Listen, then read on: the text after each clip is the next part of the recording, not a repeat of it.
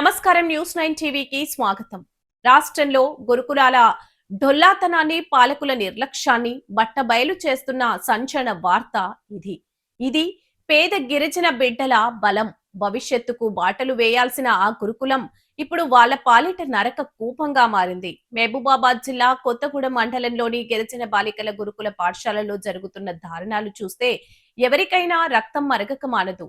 బడి మొదలై నెల రోజులు గడుస్తున్న ఆడపిల్లలకు తాగేందుకు గుక్కెడు నీళ్లు లేవు. కనీసం కాలకృత్యాలు తీర్చుకునేందుకు బాత్రూంలు లేవు.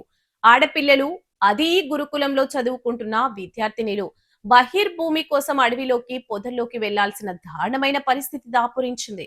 అక్కడ పాములు బుసలు కొడుతుంటే ప్రాణాలు గుప్పెట్లో పెట్టుకుని ఆ పసికందులు బిక్కుబిక్కుమంటూ గడుపుతున్నారు.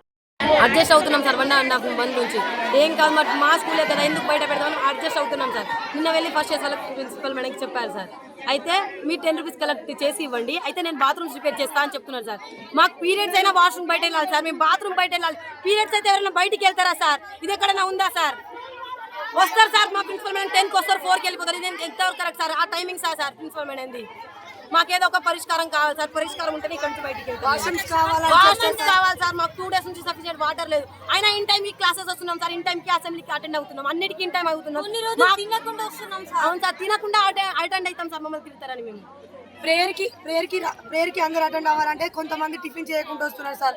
కొంతమంది రెడీ స్నానాలు చేయకుండా ఫేస్ వాష్ చేసుకునే వస్తారు సార్.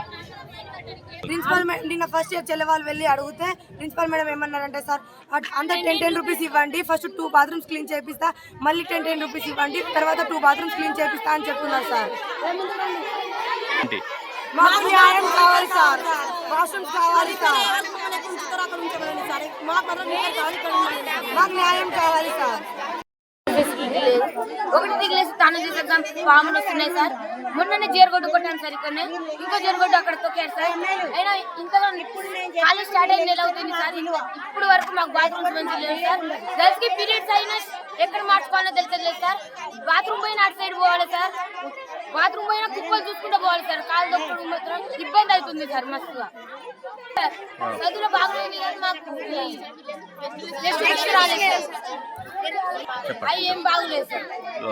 బుక్స్ రావాలి, text books, notes bed dress రాలేదు సార్, యూనిఫామ్.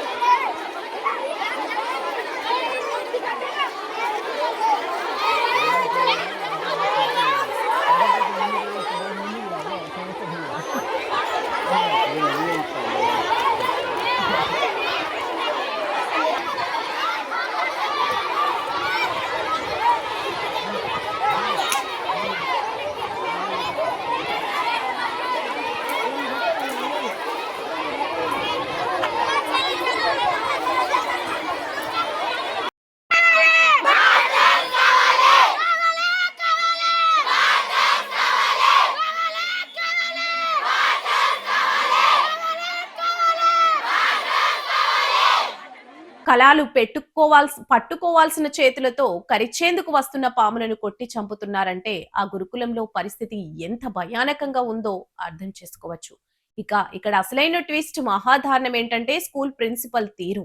విద్యార్థులకు రక్షణగా నిలవాల్సిన ప్రిన్సిపల్ వచ్చి వ్యాపారిలా మారారు. పాడైపోయిన బాత్రూంలను బాగు చేయిస్తానని చెప్పి ఆ పేద విద్యార్థినుల దగ్గర తలా 10 రూపాయలు వసూలు చేసిన సిగ్గుమాలిన చర్య ఇప్పుడు తీవ్ర దుమారం రేపుతుంది. పిల్లల దగ్గర పైసలు దండుకున్నారు కానీ బాత్రూంలు మాత్రం బాగా చేయలేదు. పోనీ అవస్థలు తట్టుకోలేక పిల్లలు ఎవరికైనా చెప్పుకుందామా అనుకుంటే స్కూల్ పరుగు తీయొద్దు, ఈ విషయం బయటకు వెళ్తే మీ సంగతి తేలుస్తా అంటూ ఆ పసిపిల్లలనే బెదిరించడం ఇప్పుడు రాష్ట్ర వ్యాప్తంగా మండిపడేలా చేస్తుంది. ఎన్నిసార్లు మొరపెట్టుకున్నా ప్రిన్సిపల్ కనికరించకపోవడంతో ఆ గిరిజన బిడ్డలు కన్నీరు మున్నీరుగా విలపిస్తూ రోడ్డెక్కారు. ఇప్పుడు మా ప్రశ్న ఒక్కటే, ఇంత జరుగుతున్నా జిల్లా స్థాయి అధికారులు ఏం చేస్తున్నారు? గిరిజన సంక్షేమ శాఖ నిద్రపోతుందా? 10 రూపాయలకు కక్కుర్తి పడి పిల్లల ప్రాణాలతో చెలగాటమాడుతున్న ఈ ప్రిన్సిపల్ పై ఇప్పటి వరకు ఎందుకు సస్పెన్షన్ వేయలేదు?